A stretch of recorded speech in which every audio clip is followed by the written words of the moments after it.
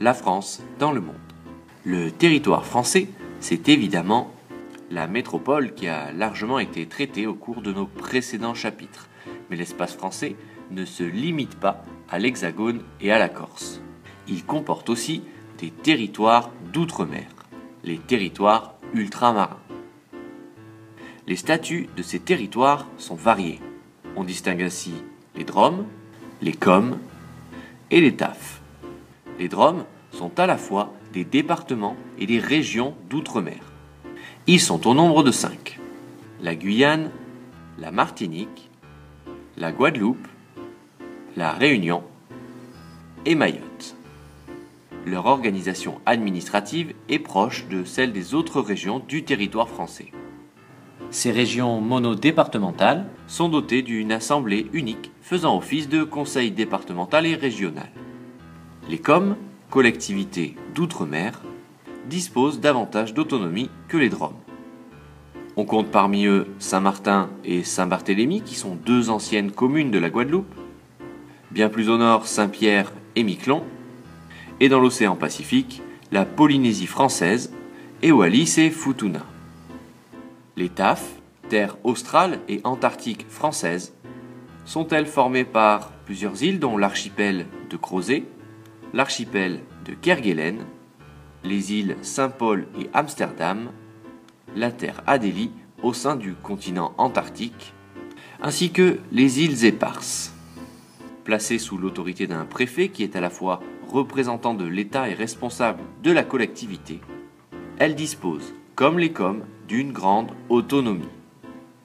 Les territoires ultramarins participent à diffuser dans le monde les valeurs de la République française, la langue et la culture française.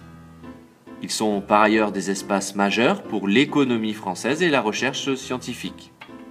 Ainsi, ces territoires terrestres et maritimes dispersés sur tous les continents et les océans permettent à la France de disposer de la 2e zone économique exclusive, ou ZEE, au monde. Ils constituent une richesse majeure pour l'Hexagone. Du point de vue scientifique, ils sont des points d'attache pour les chercheurs français qui étudient notamment dans les TAF la nature et les effets du changement climatique. Symbole du rayonnement de la France dans le monde, les territoires ultramarins sont aussi des éléments de la puissance européenne. En effet, les habitants des collectivités territoriales d'outre-mer sont tous citoyens européens. Cependant, seuls les 5 DROM et Saint-Martin ont le statut de région ultra-périphérique de l'Union européenne. Ainsi, ils bénéficient des mesures spécifiques qui s'y attachent et notamment du Fonds européen de développement permettant de réduire les contrastes des régions de l'UE. La France rayonne alors dans le monde par sa forte présence ultramarine, mais aussi par d'autres éléments. Parmi eux, sa langue, le français, qui est parlé par plus de 274 millions de personnes dans le monde aujourd'hui. En 2050, le nombre de francophones pourrait, selon plusieurs études, passer à 750 millions sous l'influence de la croissance démographique sur le continent africain. Cela ferait alors du français la langue la plus parlée dans le monde. Pour relayer cette langue, diffuser la culture française et défendre ses valeurs, de nombreux pays abritent des lycées français et les travailleurs expatriés, des salariés travaillant pour de grandes entreprises, sont près de 2 millions. Enfin, la France rayonne dans le monde par sa culture et son patrimoine, sa gastronomie, sa puissance dans de très nombreux domaines.